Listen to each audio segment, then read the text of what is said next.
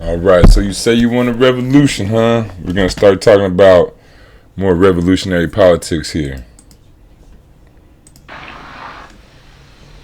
Fred Hampton, well, man, they killed him when he was 21. That's how strong he was. That's how powerful he was. You basically knowing my ideology, basically you knowing me knowing yours, you can support some of our programs. Is that what you're saying? Why not? And you believe in programs like the Breakfast for Children program and free health clinics? Right on, brothers? We believe they're good things. As a focal point to organize their mothers and fathers. Peace. There's no educational program here? That's come out of social action.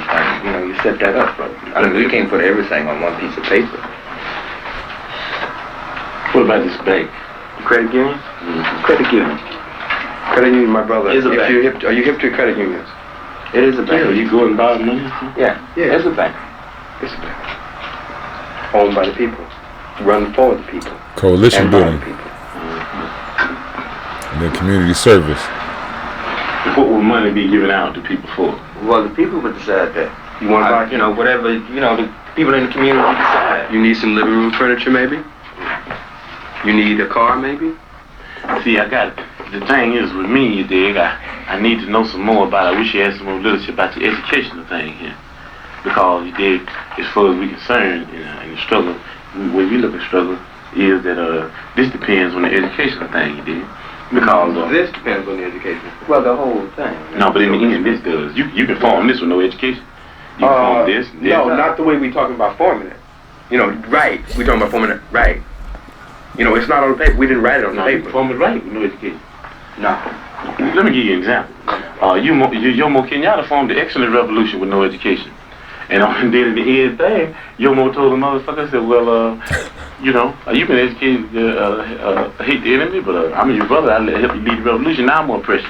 Another example, Papa Doc in Haiti. Papa Doc in Haiti hated everything white. Man, you couldn't put this white paper in front of Papa Doc's face, but he moved all the white people out and he took over and be oppressed. He did, because of no education. And the people that had been educated, they just said that we don't hate the motherfucker white people, we hate the oppressor, whether he be white, black, brown, or yellow. So we got to know the educational program to find out what it's going to be in the finale. A lot of people, Yomo Kenyatta is called never a revolutionary, but an ex-revolutionary. So is Papa Doc. They brought on a successful revolution. That thing in the Mama House was a bitch.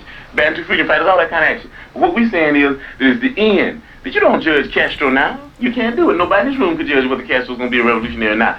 You know what I mean? We're talking about things, you know what I mean, with China, the People's Republic, and even at the stage they're in now, talking about even going on further into a communistic state. That's what we're talking about. Those are revolutionary. So we got to understand here the educational program that you have to be able to figure out whether it will go on the right lines, where the people will end up in a situation where they can be able to really control themselves. You understand what I'm saying? With no education, the people that take this local foundation and start stealing money because they won't be really educated to why it's a people's thing anyway. You understand what I'm saying? With no education, you have neo-colonialism instead of colonialism, like you got in Africa now, like you got in Haiti. So what we're talking about is there has to be educational program. That's very important. As a matter of fact, it's so important for us that a person has to go through 6 weeks of our political education before he can consider himself a member of the party, able to even run down ideology for the party. Why? Because if they don't have an education, then they're nowhere. You dig what I'm saying? They're nowhere because they don't even know why they're doing what they're doing. You might get people caught up in the emotionalist movement. You understand me? You might get them caught up in because they're poor and they want something. And then if they're not educated, they want more. And before you know it, they'll be capitalists. And before you know it, we have Negro imperialists. Strong. So yeah, that's Fred Hampton. He was. They killed him when he was 21. So he might have been 19, 20, 21 at this point. He is so smart. Like how much he knows already at that age is crazy. But yeah, there's nothing, not through capitalism. We can't do it. We can't do it through the Democratic Party. Like he said, it's a people's party. It's a people power.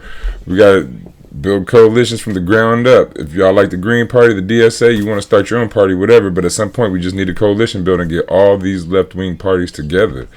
Because it ain't going to happen through the Democrats. And you would know this if you looked at your stuff from across the spectrum.